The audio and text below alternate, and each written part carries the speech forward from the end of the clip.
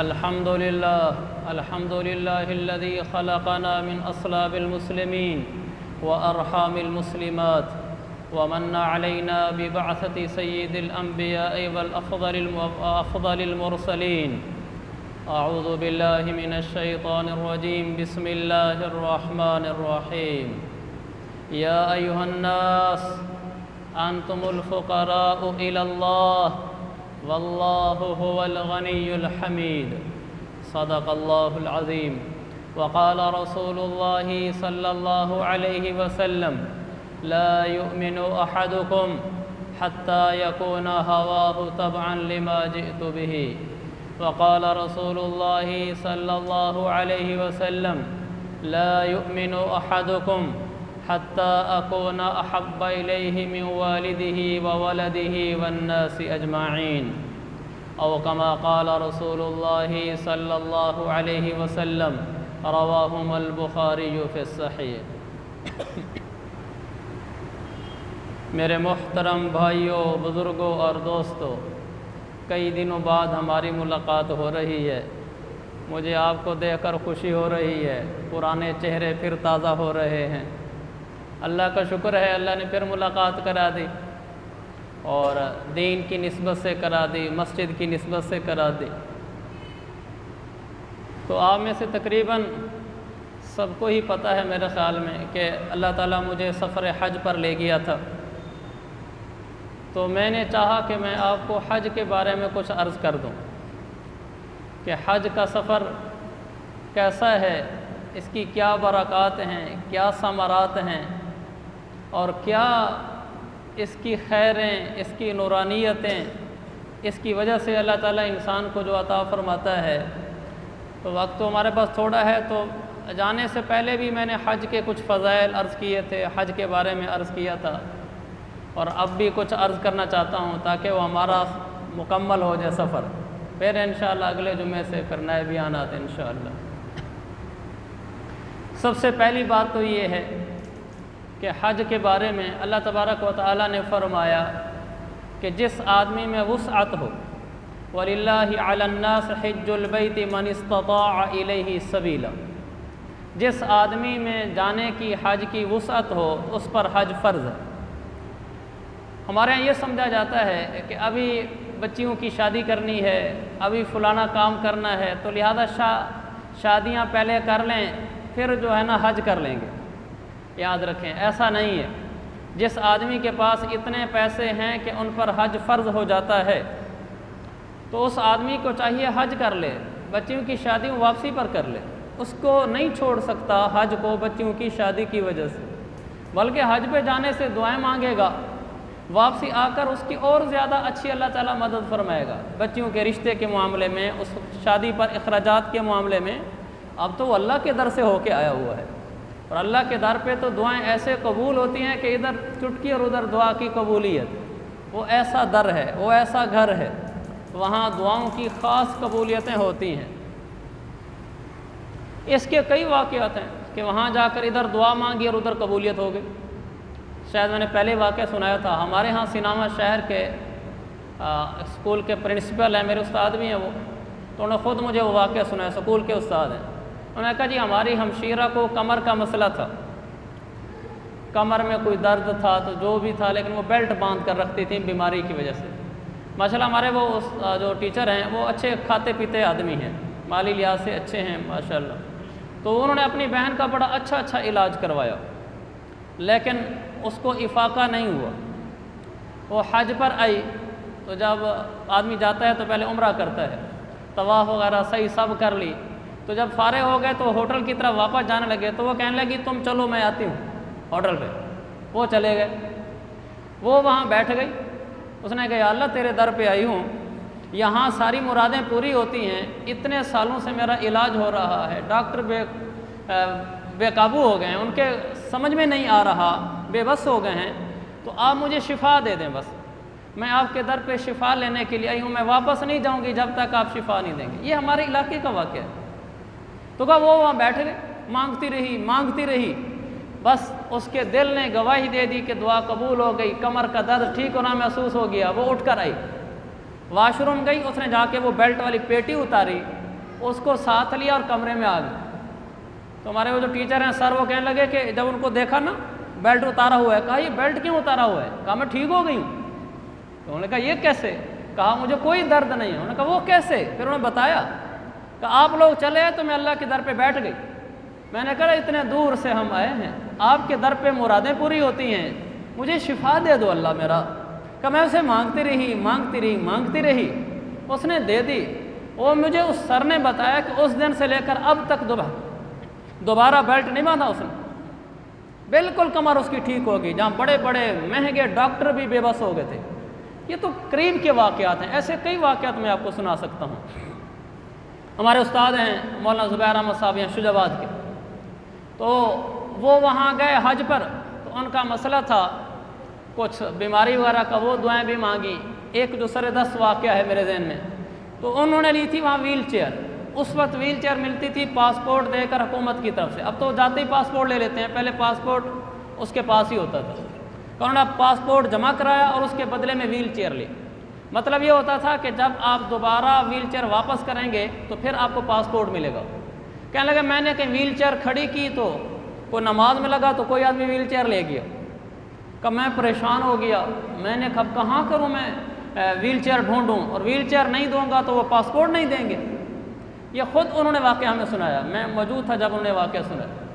تو کہنے لگے میں بڑا پریشان ہوا، ساتھیوں سے بات کی، انہوں نے کہا جی وہ تو ویل چیئر کے نمبر لکھے ہوتے ہیں، آپ اس نمبر کی ویل چیئر جمع کریں پاسپورٹ ملے گا۔ کہا میں بہت پریشان ہو گیا، میں نے کہا کیا کروں، اور ادھر ان کے ڈائلسس چل رہے تھے۔ میں نے کہا ادھر میں نے ہاسپٹل بھی جانا ہے اور پاسپورٹ کے بغیر ڈائلسس نہیں ہوتے، تو میں اب کیا کروں؟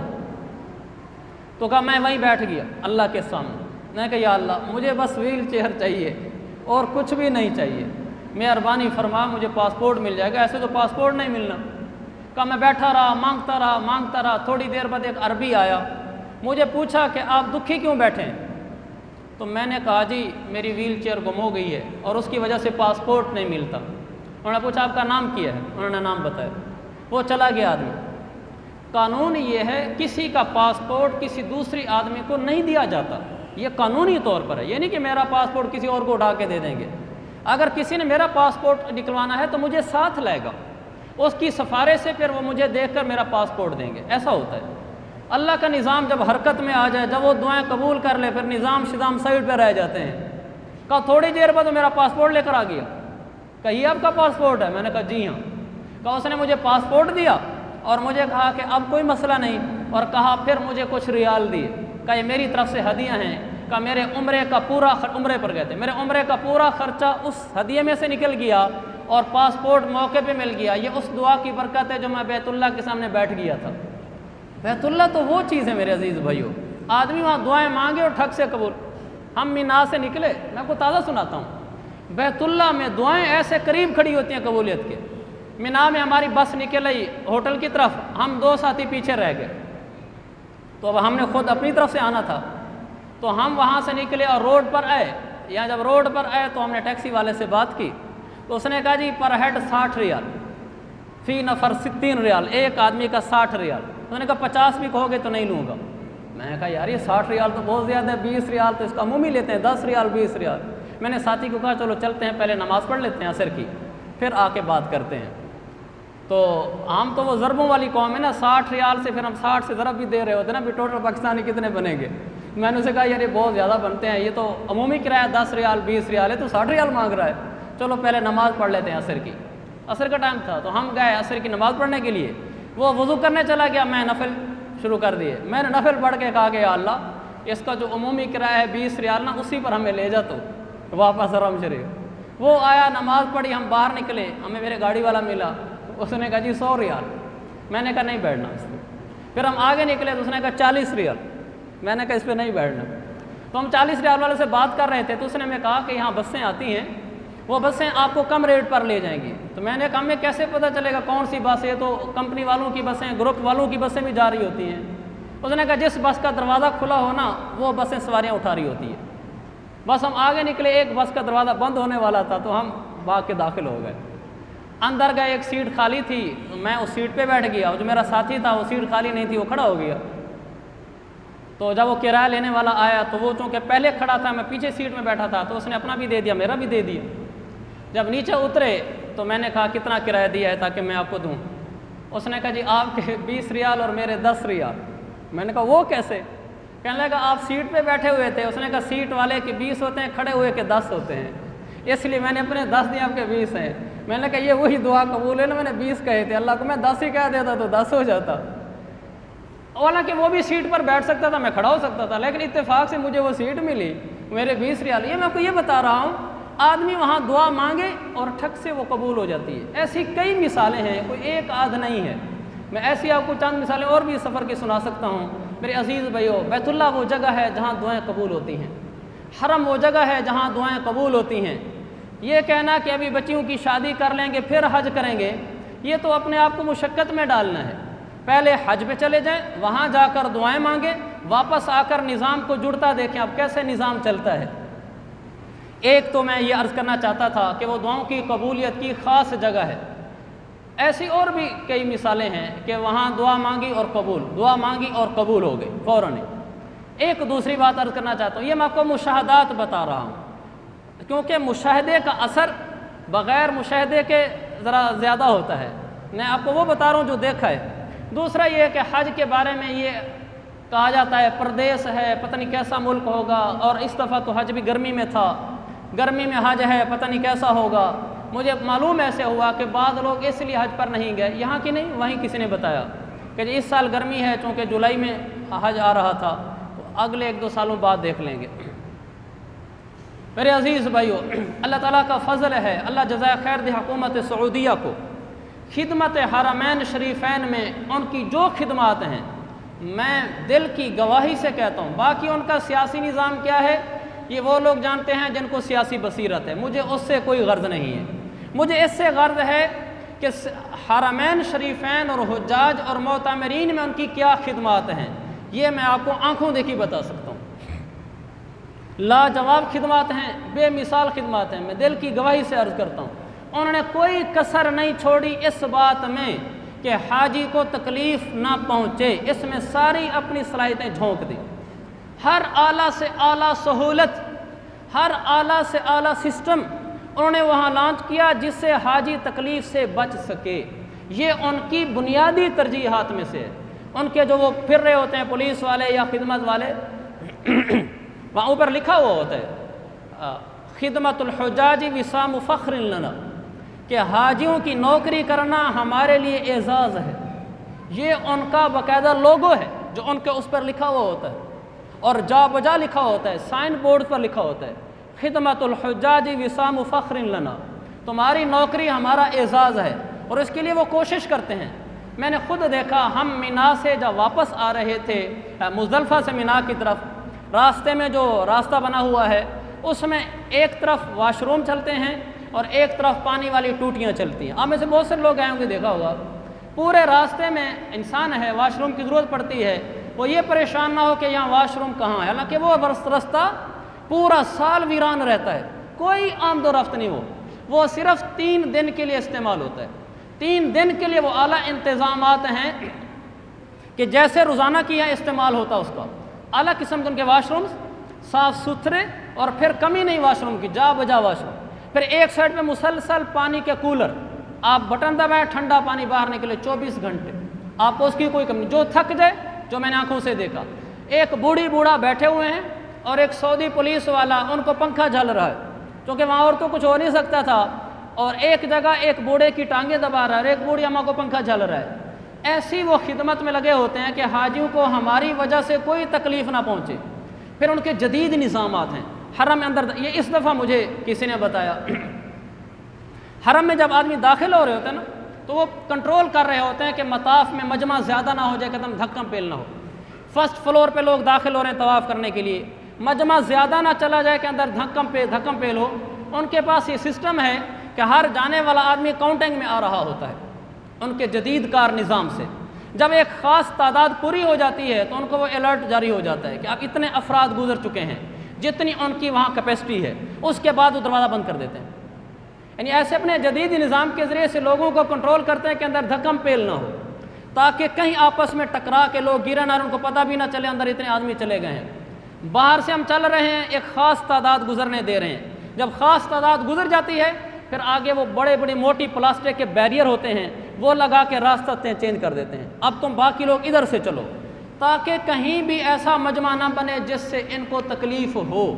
اور پھر جو نفری وہاں حج پر متعین ہوتی ہے، شاید میری بات غلط نہ ہو، ہزاروں میں نفری کھڑی ہوتی جا بجا کہ آپ کو کوئی مسئلہ آپ کسی سے رابطہ کر سکتے ہیں۔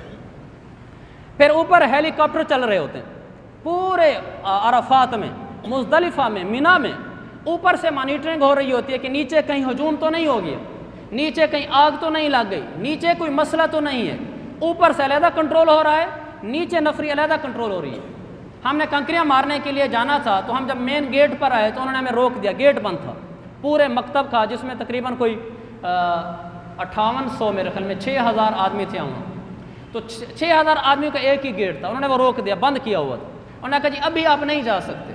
وجہ کیا ہے؟ کہا وہ انہیں خاص تعداد شیطانوں کو کنکری مارنے کے لیے بھیجنی ہے، وہ چل رہی ہے، آپ کا ٹائم ابھی نہیں آیا، جب ایک خاص تعداد گزر جائے گی پھر آپ کا گزرے گا۔ پھر میں نے پوچھا ٹائم ہمارا، انہوں نے کہا 2 بجے آپ کو، یعنی یہ مکتب نمبر 6 جو ہے ان کو 2 بجے جانے دیں گے، اتنے میں پیچھے ایک خاص تعداد وہ گزار لیں گے، جب ہمیں کھول دیں گے تو وہ اور بند کر دیں گے۔ یعنی ایسا نہیں ہے کہ کنکریاں مارنے کے لیے سارے دوڑ پڑے، سب کو جو شوق ہوا وہاں جا کر مجمع ہو گیا، وہاں دھکم پیل ہو گئی، لوگ گر گئے، ایسا ممکن ہی نہیں۔ کبھی کسی زمانے میں ہم سنتے تھے کہ پہلے لوگ کنکریاں مارنے جاتے تھے تو گر جاتے تھے، مجمع زیادہ ہونے کی وجہ سے آدمی پہ آدمی ٹکرا جاتا تھا، اب اس کا تصور بھی نہیں ہو سکتا کیونکہ وہ سب کنٹرولڈ ہے، ہر ایک ان کے قابو میں ہے کہ کتنی نفری بھیجنی اور کتنی نہیں بھیجنی۔ جب 2 بجے میں اس پولیس جو گارڈ کھڑا تھا گیٹ پر، میں اس کو یہ منت کرتا رہا کہ میں نے سامنے والا واش روم استعمال کرنا ہے کہ مجھے وہاں تک صرف جانے دو، نہیں مانا وہ، میں اسے عربی میں کہتا رہا، یعنی یہ نہیں کہ میری بات نہیں سمجھ رہا تھا کہ آپ مجھے یہاں تک منع کرو، نہیں بالکل نہیں، بالکل نہیں، 2 بجے سے پہلے ہمیں گیٹ کھولنے کی اجازت ہی نہیں ہے، 2 بجیں گے تو گیٹ کھلے گا، 2 بجے تو پھر گیٹ کھلا۔ یہ ان کا وہ نظام ہے جس سے مشقت نام کی چیز وہ نکال لیتے ہیں، باقی طبی چیز ہے، چلتے ہو آپ کو کوئی تھکاوٹ ہو گئی، راستے میں پانی موجود ہے، اوپر کے شاور چل رہے ہیں جا بجا، یعنی ایسے انہوں نے سسٹم بنایا ہوا، نیچے سے ایک بڑا راڈ ہے، اس کے چاروں طرف ایسے شاور نکلے ہوئے ہیں، تو وہ پھوار پھینک رہے تھے، یعنی مصنوعی بارش چل رہی ہوتی ہے، وہ پھوار گر رہی ہوتی ہے جس کی وجہ سے نیچے ہمیں نمی کا احساس ہوتا ہے، تاکہ وہ جو گرمی کا ٹمپریچر ہے وہ شدت ٹوٹ جائے، اور راستے میں چلنے کی وجہ سے ان کو گرمی کی وجہ سے ہیٹ سٹروک جس کو کہتے ہیں ہمارے یہاں گرمی کا جھٹکا، ان کو گرمی کا جھٹکا نہ لگے کہ جس کی وجہ سے کوئی بیمار ہو جائے، کوئی گر جائے۔ یعنی میں آپ کو ان کا کیا کیا بتاؤں کہ ہر چیز کو انہوں نے اتنا سہولت کے ساتھ رکھا ہوا ہے کہ مشقت نام کی وہ چیز نکال لیتے۔ پھر ہاسپٹل فری ہے، کسی کو کوئی تکلیف ہو گئی حتیٰ کہ اس کا لاکھوں روپے کا علاج ہو گیا، بالکل 1 ریال خرچہ نہیں تھا۔ ہمارے ایک حاجی کو ہارٹ اٹیک ہو گیا، وہ آپ سمجھتے ہیں کہ ہارٹ اٹیک ہمارے ہاں پاکستان میں کیا خرچہ ہے، اور اس کو لے گئے، اس کا باقاعدہ آپریشن ہوا دل کا، اور وہ کئی دن وہاں اسپتال میں رہا۔ یہ ہمارے اس سفر حج کا واقعہ نہیں ہے، ویسے پیچھے کا ہے، ہم اس وقت مدینہ میں تھے، مدینہ کے بعد ہم نے حج پہ جانا تھا، مدینہ کے دوران اس کو ہارٹ اٹیک ہو گیا، وہ اس کو لے گئے، اس کی بیوی ساتھ ہی، تو بیوی گئے، انہوں نے بیوی کو بھیج دیا کہ آپ چلے جائیں، آپ اپنا حج کریں، یہ ہمارے ہاتھوں میں ایسے جیسے آپ کے ہاتھوں میں ہے، آپ اپنے اعمال کریں، ہم اس کو خود سنبھالیں گے۔ اس کو وہ لے گئے، ساری کارروائی ہوتی رہی حاجی کارڈ کے اوپر، جو پاسپورٹ پر ہمیں کارڈ ملتا ہے، اور آخری جب حتیٰ کہ حج کا دن آ گیا مگر وہ چلنے کے قابل نہیں ہوا تھا، وہ اس کو ایمبولینس میں عرفات لے گئے، اور وہاں جا کر اس کو عرفات کا چکر لگوایا احرام بندھوا کر، اور پھر واپس ہاسپٹل لے آئے، اور ہمیں اس وقت وہ حوالے کیا جب ٹھیک ہو گیا تھا، حج مکمل ہو گیا تھا۔ پھر اس نے آ کر ہمیں بتایا کہ میں ہوش میں برقرار آ گیا تھا حج شروع ہونے سے پہلے، لیکن میرے پاس چلنے کی ہمت نہیں تھی، تو مجھے یہ لوگ احرام بندھوایا اور مجھے ایمبولینس پر عرفات لے گئے اور وہاں سے چکر لگوایا، چونکہ حکم یہ ہے عرفات میں اگر آدمی 1 لمحے کے لیے بھی وہاں سے ہو کر آ جائے زوال کے بعد تو اس کا وہ حج فرض ادا ہو جاتا ہے۔ کہا مجھے گاڑی پر لے گئے اور وہاں سے چکر لگوا کر مجھے واپس لے آئے، ساری ٹریٹمنٹ چلتی رہی، کنکریوں کے لیے کہا میری جگہ پر بندہ بھیجتے رہے، مجھے کہتے تھے آپ اس کو کہیں، وہ بندہ جاتا تھا میری طرف سے کنکریاں مار کے آتا تھا، سارے کام انہوں نے اس ہارٹ اٹیک والے مریض سے کروائے، اس کا پورا حج کروایا۔ جب وہ چلنے کے قابل ہوا تو پھر بلڈنگ میں لے آئے اور ہمیں حوالے کر گئے، اس نے بتایا کہ میرا واللہ 1 ریال بھی خرچہ نہیں آیا، اور میرا پورا حج بھی انہوں نے کروایا۔ یہ وہ میں آپ کو چشمدید واقعات سنا رہا ہوں جو وہاں پیش آئے۔ ابھی موجودہ حج میں ایک حاجی بیمار ہو گیا، حتیٰ کہ اس کی ٹانگ کاٹنے کی نوبت ہو۔ پہلے وہ پرانا مریض تھا، اس کو شوگر کا مسئلہ تھا، پہلے بھی کوئی ٹانگ کا ایشو تھا اس کا، تو یہاں اس نے کوئی آپریشن وغیرہ نہیں کروایا، وہ چلتا رہا۔ وہ جیسے ہمارے یہاں جذبہ ہوتا ہے حج کر لیں پھر دیکھی جائے گی۔ وہاں گئے، ہاسپٹل میں داخل کرایا تو انہوں نے کہا جی اس کی ٹانگ کاٹنی پڑے گی۔ اس نے کہا ٹھیک ہے، شاید اس کے علم میں پہلے بھی یہ تھا کہ اس کا مسئلہ سیریس ہے۔ انہوں نے اس کا حج کروایا، اس کا آپریشن ہوا، ٹانگ یہاں سے کاٹنی تھی وہ کاٹی، پورا آپریشن کرا کے حج کروا کے مزید اس کا وہاں رہنا، چونکہ اس کو کیئر کی ضرورت تھی، کوئی آدمی دیکھ بھال کرے، انہوں نے اس کی فلائٹ ایڈوانس کرا کے اس کو پاکستان بھجوا دیا، حج مکمل کرا کے 1 روپیہ خرچہ نہیں آیا۔ میرے عزیز و بھائیو، مشقت نہیں ہوتی، یہ ہمیں ایسے لگتا ہے پردیس ہے، مجمع زیادہ ہے۔ مجمع زیادہ ہم جیسوں کے لیے جن کے آگے نظام نہ ہو، جنہیں پورا کنٹرول کرنا ہو، تو ان کے لیے کیا مشکل ہے۔ تو اللہ تعالیٰ کا فضل ہے، حج آسان ہوتا ہے، سہولت والا ہوتا ہے، اور دعائیں وہاں قبول ہوتی ہیں۔ باقی وہاں کھانے پینے کے نام، مزدلفہ میں ہم تھے تو ہمارے یہاں جو یہ بڑے ٹریلر نہیں ہوتے، 32 ویلر ہوتے ہیں، جو لمبا بڑا ٹرالا ہوتا ہے، یہ بڑے ٹرالے پورے بھرے ہوئے سامان کے کھڑے تھے۔ جو حاجی جاتا پورا ایک پیٹ دیتے تھے وہ کھانے کا، اس کے اندر جوس اور پانی اور کچھ اور خشک چیزیں کھانے کی، یعنی ایک آدمی کا ایک ٹائم کا پورا کھانا ہو سکے۔ ایک آدمی 4 پیٹ بھی لیا تو 4 دے دیں، 5 مانگے 5 دے دیں، وہ آگے یہ نہیں پوچھتے تھے کتنے کیوں، بس جو اشارہ کر اس کو دے دیتے تھے۔ لوگ لے کر آتے تھے، پسند کی چیزیں نکال کے کھا لیتے تھے، باقی پھینک دیتے تھے، پھر دوسرا پیٹ لے آتے تھے۔ کھانے کی اس میں مزدلفہ میں کھانے کی کوئی ٹینشن نہیں۔ اب تو مزدلفہ پہلے سے بہتر ہو گیا۔ پچھلی دفعہ ہم جب گئے تو مزدلفہ میں نیچے کنکریاں تھیں، ہم نے خود نیچے اپنی چٹائیاں بچھائیں، اور اس دفعہ بھی اسی خیال سے ہم چٹائی ساتھ لے گئے تھے، لیکن وہاں گئے تو نظام ہی بدلا ہوا تھا۔ وہاں انہوں نے سارے مزدلفہ کے میدان کو کنکریاں والا ختم کر کے برابر ایک فرش کر دیا ہے۔ فرش کرنے کے بعد انہوں نے اس پر جا بجا قالینیں بچھا دی۔ اب اس دفعہ ہم قالینوں پر سوئے ہیں، اور یہ پہلی دفعہ ایسے ہوا ہے، اس سے پہلے ایسے کبھی دیکھنے میں نہیں آیا۔ اور مزدلفہ میں واش روم اور وضو کا نظام اور کھانے پینے کے لیے ٹریلر، یہ تو وافر مقدار میں ہوتے ہیں، ان کی کوئی پریشانی نہیں ہوتی۔ کنکریاں مارنے کے لیے افراد کا جانا کنٹرول ہوتا ہے، مطاف میں اترنا کنٹرول ہوتا ہے، وہ راستے بند کر دیتے ہیں۔ جب گنجائش ہوتی ہے پھر اگلا مجمع جانے دیتے ہیں، جس سے دھکم پہ لوگوں کا گرنا، مشقت، یہ چیزیں کبھی ہوتی ہوں گی، مجھے اس کا انکار نہیں ہے، لیکن اب اس کا وجود نہیں رہا۔